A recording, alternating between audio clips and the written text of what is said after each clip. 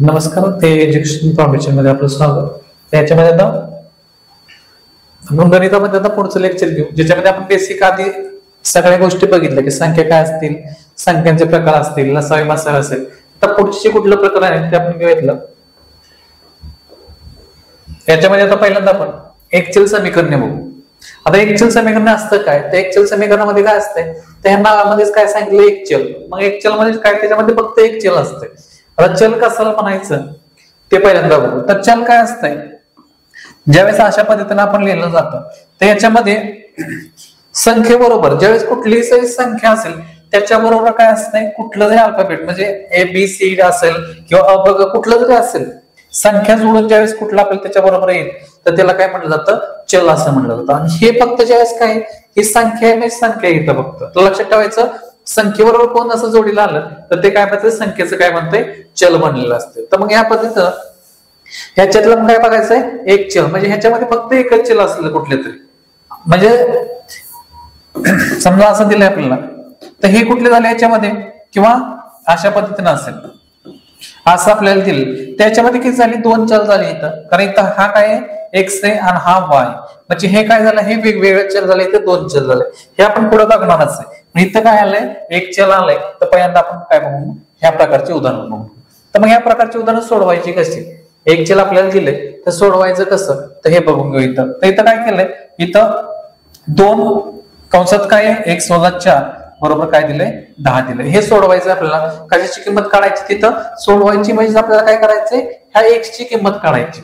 मग एक्स ची किंमत काढायची कशी, तिथं बघा, हे ह्या कंसाला काय, इथं दोन हे गुणिले, गुणिले याचा अर्थ फक्त हे एक्स ला गुणिले असतात, तर ह्या दोन्हीला कोणी गुणिले असतात. मग कसं झालं, इथं 2x वजा, आपण एक्स ला पहिल्यांदा गुणलं, आता कशाला गुणणार, इथं 4 ला. मग हे 2 × 8 बरोबर काय आलं, इथं 10 आलं. आता 10 आल्यानंतर पुन्हा काय करायचंय, पुढचं आपण ज्या प्रकारे आपण काय करतो, इथं बरोबर चिन्हाचं आपल्याला माहिती की बरोबर चिन्हाच्या ज्यावेळेस दुसऱ्या साईडला म्हणजे उजव्या साईडचं डाव्या साईडला गेलं तर काय होतं, चिन्ह बदलतं, किंवा डाव्या साईडचं उजव्या साईडला आलं तर काय होणार, म्हणजे बरोबर चिन्हाच्या काय एका साईडवरून दुसऱ्या साईडला ज्यावेळेस जातं तर संख्येचं चिन्ह काय होतं, बदलते. मग आलं इथं 2x बरोबर काय आलं, 10, हा वजा होता तर काय झाला, इथं प्लस.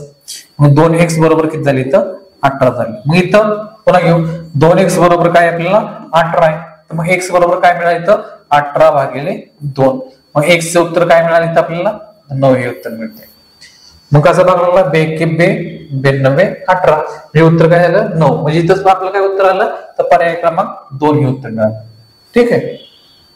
या पद्धतीने आपण पुढचं उदाहरण बघू. आता हे लक्षात ठेवायचं की पहिल्यांदा ह्या प्रकारचं आपल्याला उदाहरण सोडवता आलं पाहिजे, जेणेकरून काय होईल, कुठली शाब्दिक जी उदाहरणं येतात, शाब्दिक उदाहरणं काय होतं, तर पहिल्यांदा काय करायला लागणार, तिथं आपल्याला समीकरण बनवायला लागलं. समीकरण बनवल्यानंतरच आपल्याला काय होणार आहे, ते सोडवता येणार. त्यासाठी आपल्याला शाब्दिक उदाहरण काय आहे, कुठल्या पद्धतीचं समीकरण तयार करायचं हे पहिल्यांदा आपण बघू. मग हे बघत असताना काय सांगितलं, ज्या संख्येला, तर एका संख्येच्या म्हणजे कुठल्या एक संख्या माहिती आहे आपल्याला, तर कुठली, ज्यावेळेस आपल्याला कुठलीच संख्या माहित नाही मग आपण काय घेतो, त्यावेळेस एक्स घ्यायचा. मग एक संख्या काय म्हणली आपण, एक संख्या कुठली घेतली, इथं एक्स घेतली. मग एक संख्या बरोबर एक्स मांडल्यानंतर आता काय करायचं, एका संख्येची 5 पट. मग 5 पट म्हणजे काय असतंय, तर त्या संख्येला काय केलं जातं, गुणिले काय करायचंय, 5 करायचं. मग इथं मग काय मिळालं, ही संख्या एक्स आहे, ह्याला गुणल्यानंतर 5 न गुणल्यानंतर मिळालं किती, 5x. मग 5x मधून काय करायचं, तिथं वजा किती करायचं, 3 करायचं. मग वजा 3 केल्यानंतर काय सांगितलं, उत्तर 27 येतं. म्हणजे काय झालं, बरोबर काय येतं, 27. बरोबर काय होते, 27 येते. मग आता हे सगळं सोडवायचंय. मग हे सोडवायचं तर काय झालं तिथं, मग हे सोडवायचं तर काय झालं इथं, तर 5 पट मधून काय केले, 3 वजा केले, उत्तर 27. हे सोडवायचं. 5x बरोबर, आता हे आपल्याला माहिती आहे, हे बरोबर चिन्हाच्या इकडे गेल्यानंतर काय होणार आहे, मायनसचं प्लस जाणार आहे. मग कसं झालं इथं, 27 + 3. मग कसं झालं, 5x बरोबर काय आलं, 30 हे आलं. मग 5x बरोबर 30 आल्यानंतर x बरोबर काय येणार आहे, 30/5. मग x बरोबर काय मिळालं, इथं 6 मिळालं. या प्रकारे आपल्याला, मग आपलं कुठलं आलं, तर पर्याय क्रमांक 1 हे उत्तर आहे. पण त्याच्या आधी काय आपल्याला कळलं पाहिजे, तर हे समीकरण तयार करणं येणं महत्वाचं. हे समीकरण तयार करायला हे आपल्याला माहिती आहे, हे सोपं आहे आपल्यासाठी. पण हे आपल्याला काय झालं पाहिजे, समीकरण शाब्दिक उदाहरण कुठलं जरी दिलं आपल्याला करता आलं पाहिजे, समीकरण कसं करायचं ते माहित पाहिजे आपल्याला. ठीक आहे. त्याच्यानंतर तसं बघू, ह्याच्यामध्ये पण काय दिलंय आता, वडिलांचे वय त्याच्या मुलाच्या वयाचे कसं आहे, तिप्पट आहे. मग आता तिप्पट मग आपल्याला काय माहितीये का, वडिलांचं वय येते का मुलाचं वय माहिती, दोघांचं वय काय आपल्याला माहित नाही. मग ज्यावेळेस माहित नाही त्यावेळेस काय केलं आपण, मुलाचे वय काय मानले आपण, मुलाचे वय समजा एक्स मानले आपण. मग मुलाचे वय एक्स मानल्यानंतर वडिलांचे वय मुलाच्या वयाचे कसं आहे, तिप्पट आहे. मग वडिलांचे वय किती होईल सांगा, वडिलांचे वय किती होईल इथं, त्याच्या तिप्पट, म्हणजे ह्याच्या तिप्पट. मग आपण तिप्पट केली तर काय करतो, गुणिले काय करायचं, जी काय पट आहे त्याला गुणिले करायचे. मग इथं किती झाले, एक्स गुणिले 3 म्हणजे किती झाले इथं 3x. तिप्पट आहे म्हणून याला गुणिले 3 केलं असतं, मग 3x उत्तर आलं. त्याच्या पुढं मग काय झालं, तिप्पट आहे. 4 वर्षापूर्वी वडिलांचे वय मुलाच्या कसं होतं, चौपट होते. किती होतं, चौपट. मग आता चौपट होतं तर मग पहिल्यांदा हे मानून घ्यायचं, ही कुठली मिळालं आपल्याला, आजचे वय मिळालं. हे कधी मिळालं, आजचे वय मिळालं, कारण हे आजचं सांगितलं आपल्याला सगळं. मग 4 वर्षापूर्वी, मग 4 वर्षापूर्वी मुलाचं वय किती असं, आता वय कुठलं, 4 वर्षापूर्वीचं कधी, आजचं वय, आजचं वय समजा 10 4 वर्षापूर्वी किती वर्ष झालं असतं, 10 वजा 4 झालं असतं. मग किती आलं, 6 आलं असतं. पण इथं आपल्याला संख्या नाही, बरोबर. मग संख्या नाही तर वय किती मुलाचं, एक्स आहे. त्यातनं वजा किती करणार आपण, 4. हे मिळालं कोणाचं, मुलाचं कधीचं, 4 वर्षापूर्वीचं वय मिळालं. वडिलांचं पण तसं असणार आहे, जे काय वय आजचं त्यातनं किती होणार आहे, 4 होणार आहे.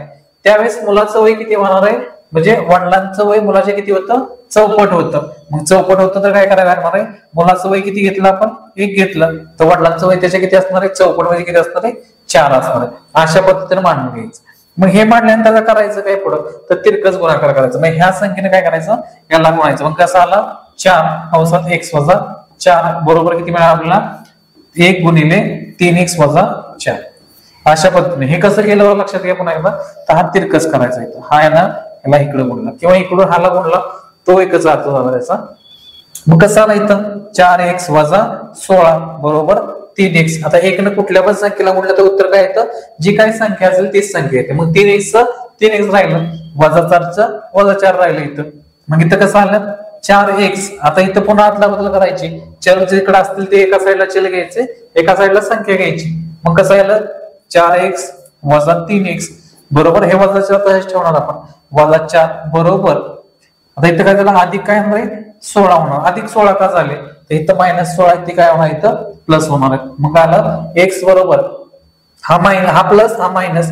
मग काय झालं, मोठ्या संख्येत लहान संख्या वजा करायची, मोठ्या संख्येचं काय द्यायचंय, चिन्ह द्यायचं. मग मोठ्या संख्येत चिन्ह दिलं, काय केलं, 16 मधून 4 वजा केले आणि चिन्ह आपण काय केलं आहे, तिथं धन चिन्ह जाणार आहे. 16 मधून 4 12 आणि मग धन चिन्ह दिलं, तर मग उत्तर किती आपलं 12 मिळालं. मग विचारले कोणाचं आपल्याला, मुलाचंच विचारलंय. आणि मुला काय कोण आहे, इथं आपला एक्सच आहे.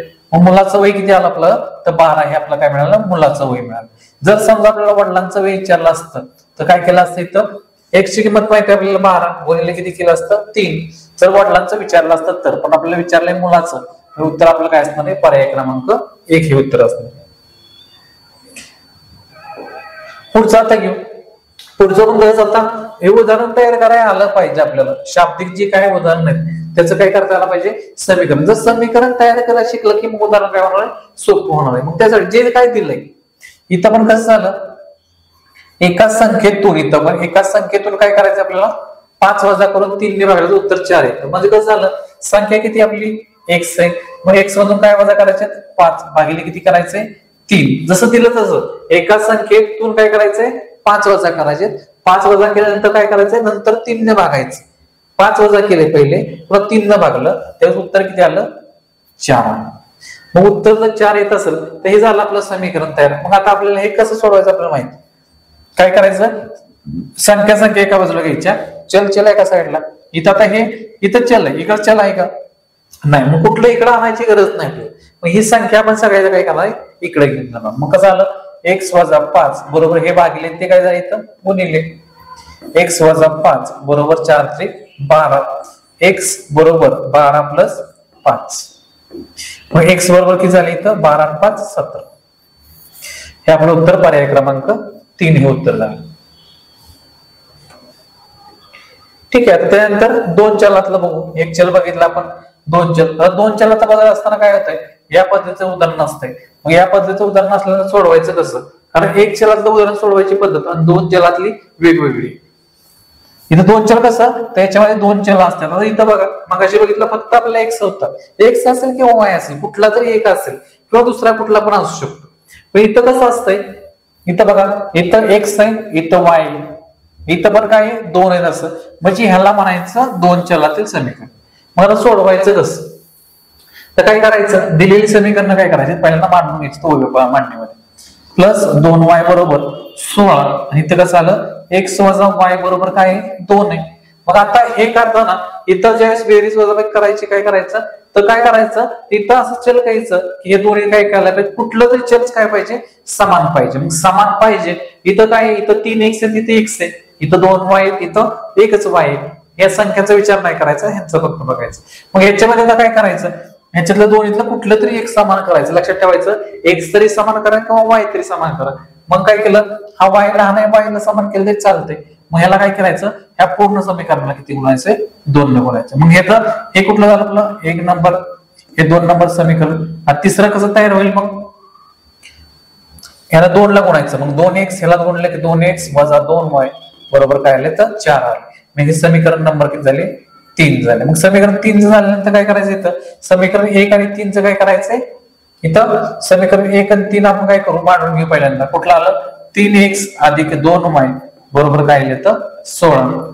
2x वजा 2y बरोबर काय आलं 4. ह्या दोन्हींची काय करायचं 1 आणि 3 ची, म्हणजे हे समीकरण 1 नंबर आपलं आणि हे 3 यांची काय करू बेरीज करू. काय करू इथं बेरीज करू. तर बेरीज केल्यानंतर काय झालं 3 आणि 2 5, 5x ह्या 2y ला 2y गेले, कारण आपल्याला माहिती आहे धन ऋण म्हणजे कशा पद्धतीनं अधिक 2 वजा 2 किती येत आहे, ह्या 2 ला हे 2 गेले म्हणजे किती येत आहे 0 येते. मग इथं पण त्याच पद्धतीने हा काय झाला हे दोन्ही कट झाले, त्याच्यानंतर बेरीज किती आली इथं आपली 20 आली. मग 20 आल्यानंतर काय झालं, हे 5 गुणिले ते इकडं भागिले होतात. मग भागिले किती आले 20 भागिले 5 म्हणजे किती आलं उत्तर आपलं 4. हे आपलं काय मिळालं उत्तर मिळालं. मग उत्तर यातलं काय झालं x बरोबर 4 मिळालं. मग x बरोबर 4 कुठे आपलं इथं नाही, मग हा गेला पर्याय आपला, इथं पण नाही मग हा पण गेला पर्याय, इथं पण नाही म्हणजे हा पण. म्हणजे आपलं उत्तर काय असणार आहे, इथं आपल्याला ह्याची काही गरज नाही की इथं कुठला येणार आहे, कारण हा एकच आहे. इथं एक्सची किंमत आपण काढली याचा अर्थ आपलं उत्तर हेच राहणार आहे. हे बाकी उत्तर बघायची किंवा पर्याय बघायची आपल्याला तिथं गरज नाही. पुढे आता मग काय करायचं, हे पण तसंच उदाहरण काय करायचंय सोडून घ्यायचं. जे आता पद्धतीने सांगितलं याच पद्धतीने हे पण सेम सोडवायचं. दोन्हीच्या किमती समान करायच्या तिथं, फक्त इथं एकच आहे. इथं या उदाहरणामध्ये काय बघितलं होतं आपण वजा इथं. आता हे सोडून घेऊ आपण पाहिजे काय केलं x अधिक 3y बरोबर काय 7 आणि इथं काय 2x अधिक y बरोबर 4. इथं आता काय झालं, इथं पण सेम किमती करून घ्यायचा. मग सेम कुठल्याला करणार आहे, 2 इथं x ला करा किंवा y ला करा. इथं पण काय करू आपण, समजा 2 आपल्याला समान करायचं आहे, x समान करायचंय, तर मग समीकरण 1 ला कितीने गुणायला लागलं आपल्याला, इथं कितीला समीकरण गुणायला लागलं तर 2 ने गुणायला लागलं. मग कसं झालं इथं 2x अधिक याला 2 ने गुणतोय आपण समीकरण 1 ला 2x अधिक 6y कसं आलं, इथं बेदोने इथं 2 ने गुणलं, इथं पण 3 ने गुणलं 6y बरोबर काय आलंय 14. हे समीकरण आपल्याला 3 मिळालं. मग त्यातनं समीकरण नंबर किती करायचं आपल्याला 2 वजा करा. सेम समीकरण वजा नाही करायचं, दुसरं घ्यायचं समीकरण. मग किती आलं इथं 2x अधिक y बरोबर काय मिळालं आपल्याला 4. हे समीकरण आपण खाली घेतलं. आता इथं या समीकरणामध्ये काय फरक होता, इथं आपल्याला हे धनचिन्ह एक ऋणचिन्ह होतं आणि इथं जर समीकरणामध्ये बघितलं तर दोन्हीचे सगळे काय धनचिन्ह. मग धनचिन्ह तर काय करायचं, इथं यांची बेरीज करून आपल्याला x किंवा y चे फक्त उत्तर आपल्याला मिळणार नाही. मग या ज्यावेळेस अशा पद्धतीचं असेल तर सर्व चिन्ह काय करायची वजा करायची, म्हणजे काय करायचं त्यांची वजाबाकी करायची. आपल्याला काय करायची वजाबाकी. इथं करताना आपण बेरीज केली पण इथं करताना वजाबाकी करायची. मग वजाबाकी केल्यानंतर काय होईल, तर ह्या 2 ला काय होईल, हे 2 गेले, ह्या 6y मधनं हा 1y गेला. याचा अर्थ इथं ज्यावेळेस कुठली संख्या नसते याचा अर्थ काय होतो, तर हा इथे 1y असतो. लक्षात ठेवायचं कुठला असतो 1 असतो. मग किती आला इथं 5y बरोबर काय आलं इथं 10 14 4 गेले 10, म्हणजे y बरोबर किती मिळालं आपल्याला 2 मिळाले. इथं y बरोबर 2 मिळाल्यानंतर इथं आपल्याला इथं 1 आहे म्हणजे हे दोन्ही पण नाहीत आपण. आता इथं राहिले हे इथं. आता इथं आपल्याला काय करायला लागेल, तर इथं आपल्याला 2 आहेत त्यामुळे इथलं आपल्याला कुठलं तरी बघायला लागेल. इथं असं नसणार आहे की इथं 3 काही 1, इथं आपल्याला काढायला लागणार. आपल्याला इथं मगाशी जसं आपल्याला उत्तर मिळालं त्याप्रमाणे इथं उत्तर नाही, याचा अर्थ आपल्याला काय तर x ची किंमत काढणं पण गरजेचं आहे. मग कसं करणार नाही, तर मग जे काय आपल्याला y चं उत्तर मिळालंय ते इथं कुठल्या पण समीकरणामध्ये टाकून, समजा आता ह्या दुसऱ्या समीकरणामध्ये टाकलं 2x अधिक y बरोबर काय आहे 4. 2x अधिक y ची किंमत आपल्याला माहित झाली आता 2 बरोबर 4. 2x बरोबर 4 वजा 2. 2x बरोबर काय मिळालं इथं 2 मिळाले. मग हा गुणिले इकडे काय होणार आहे आपल्याला माहिती आहे तो भागले होतो. x बरोबर 2/2. x बरोबर काय मिळाला 1 मिळाला. हे आपलं काय आलं उत्तर. म्हणजे कुठलं आलं इथं x बरोबर काय मिळालं इथं 1 मिळालं आणि y बरोबर 2 तर आपण इथं काढलेलं आहे. हे आपलं उत्तर झालं.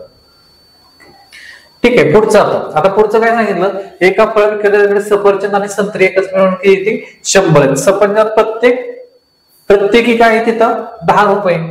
मी एक सफरचंद प्रत्येक किंमत किंवा प्रत्येक सफरचंदाची किंमत किती आहे 10 रुपये आणि संत्र्याची किंमत किती आहे तर 5 रुपये.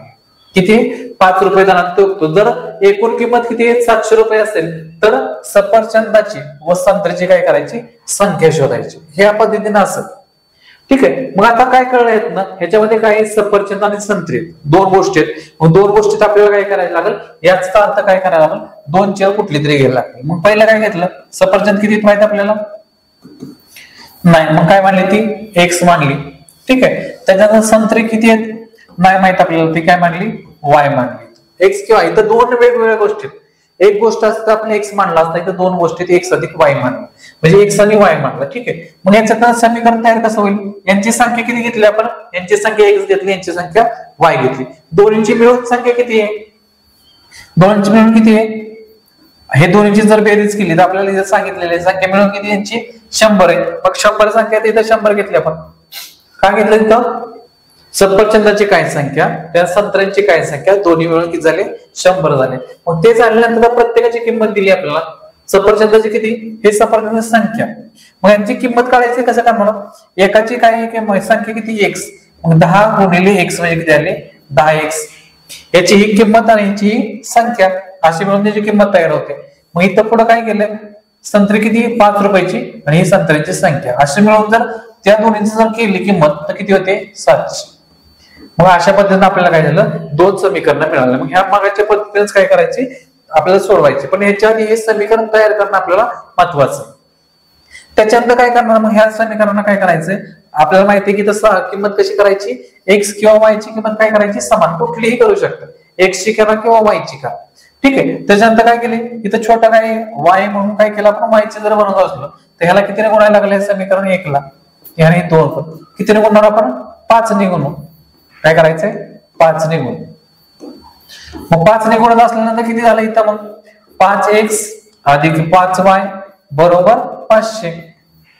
काय झालं 5 ने गुणल्यानंतर लक्षात ठेवायचं की सगळ्या संख्येला करतो कुठल्याही एका संख्येला गुणायचं नाही तर सर्व या चलाला ह्या संख्येला एकाला कुठलं जर तुम्ही गुणलं नाही किंवा फक्त इकडे गुणत असाल तर ते चुकीचं असणार आहे. त्याची किंमत काय होणार आहे बदलणार आहे.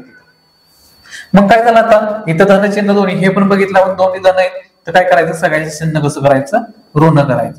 सगळ्याचं चिन्ह ऋण केल्यानंतर म्हणजेच काय करायची वजाबाकी करायची. या 5 ला y जातील इथे किती राहिले 5x बरोबर काय राहिले इथं 200. यातनं 7 चिन्ह केले मग x बरोबर काय मिळालं 200 भागिले 50. मग काय झालं या शून्याला शून्य गेले 5 × 20.